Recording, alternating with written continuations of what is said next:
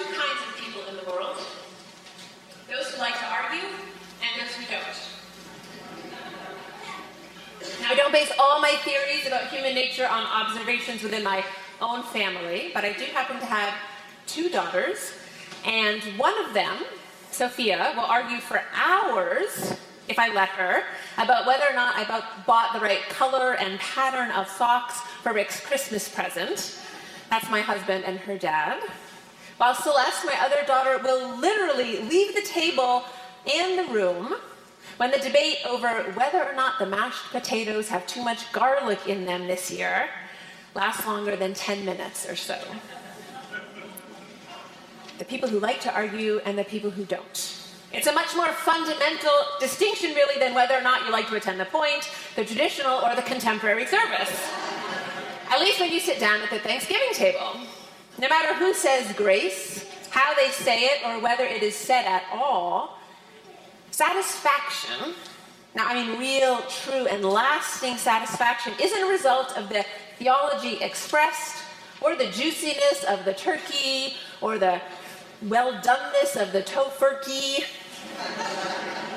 Some of us, and you know who you are, just won't be satisfied with a meal unless we have a heated argument or debate about, well, and this depends on how old you are. A heated debate about homework, or bedtime, or how long we're supposed to be able to play computer games, or what our curfew should be. You know who you are. Or a heated debate about immigration policy, the minimum wage, and how the football season is going. You know who you are. And there are others of us who really won't be truly satisfied unless we get through the meal without any voices being raised, or an argument being started, and then won or lost by someone at the table. At this point, I hope you've settled inside yourself on which kind of person you are. I have my suspicions about a lot of you. I may be wrong. In any case, there's coming together as a family, which Dave has so beautifully spoken about, and then there's coming together as a congregation, which is my theme this morning. Soon Marlon will speak to us about coming together as a nation and what that means. But I know this morning as we need all of us here together in this congregation. I need you, Marlon needs you, Tamara needs you, Dave needs you, our staff needs you, and you need each other. John Wolfe needs you too, because he's watching us live into the vision of what he long ago dreamed this congregation could one day become. The truth is, we all need people who will speak up and out, just as much as we need people who will listen as long as it takes. We all need people who will risk being wrong, just as much as we need people who don't need to be right. We all need people who will defend their own point of view until it has been understood, whether you want to hear it or not. Just as much as we need people who will defend someone else's right to express their opinion until it has been understood. We all need people who will stand up and speed up in order to resist, just as much as we need people who will sit down and slow us down in order to resist. We all need people who will dig in their heels and insist on getting it right, just as much as we need people who will dig their hands in and do the work while others of us are waiting until we get it right. Thank God there's so much diversity in this congregation. Yes. Now you can take that literally, metaphorically, or colloquially, whatever works for you. And now that you're prepared to translate, I'm going to try it again. Are you ready? Thank God there's so much diversity in this congregation.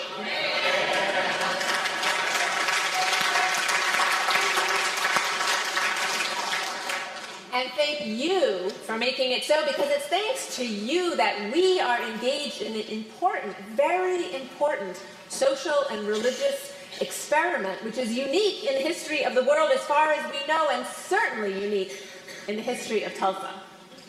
Never before have people of such diverse ages, theologies, races, classes, gender identities, and sexual orientations all come together week after week to pray and play, to listen and learn, to worship and praise.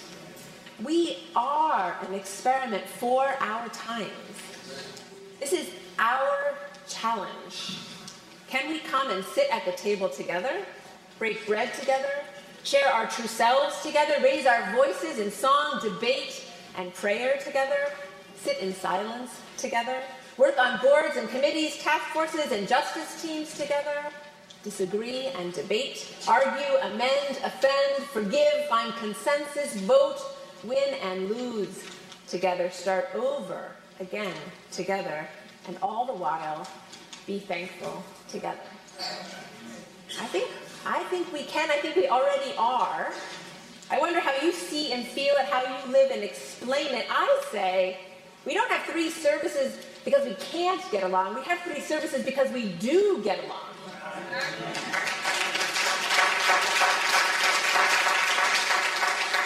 We have 3 services because we have a sincere and deep respect for each other's theological and stylistic worship preferences. This is one church with many expressions, and we encourage each other to find our own truth by expressing ourselves to our fullest. Yes. And when we respect and trust each other, your theism doesn't threaten my atheism. And my Buddhist practice doesn't interfere with your practice of prayer. We have 3 different services on Sunday morning, and instead of dividing our community, we're growing stronger and stronger because of it. Because we can each receive the intellectual, the spiritual, and the community nourishment we need in our preferred service, and then work together all week long with everyone together, making the world a more just and loving place. It's amazing.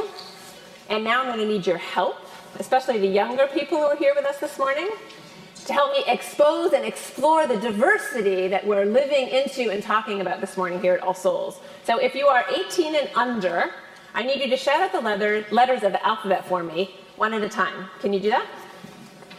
Can you do that?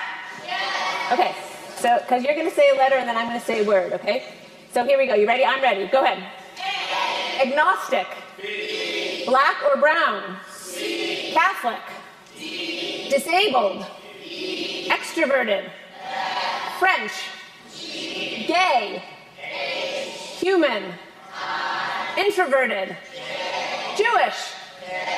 Kansan. Latino or Latina.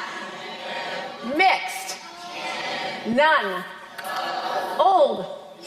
Pentecostal. Quaker. Radical atheist. Straight. Trans. Unitarian. Universalist. Vegan. Widowed. Excited to be part of this. What's after X? Young. Zen Buddhist. Thank you. We are all...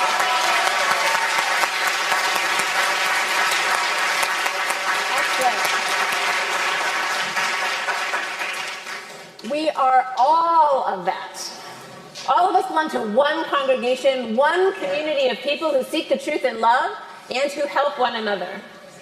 So at the beginning, I guess I was wrong. There are more than 2 kinds of people, okay?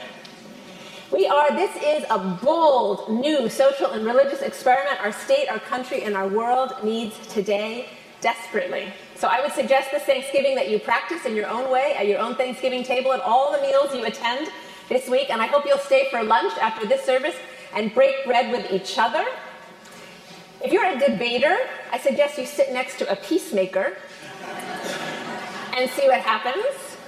If you're an atheist, I suggest you sit next to a God believer, listen and talk, and tell me later what you learned. If you're immersed in your Buddhist practice, sit next to a Pentecostal friend and compare notes. We need to interact to see what chemical reactions among us will create. I didn't bring any protective gear to pass out, so be gentle with each other. I can't think of a greater gift this holiday season to offer or to receive than the meaning this experiment makes of each and every one of our days. I wouldn't want to be anywhere else, with anyone else this Thanksgiving, and here with all of you. No argument there, but I'm more of a peacemaker anyway. Amen.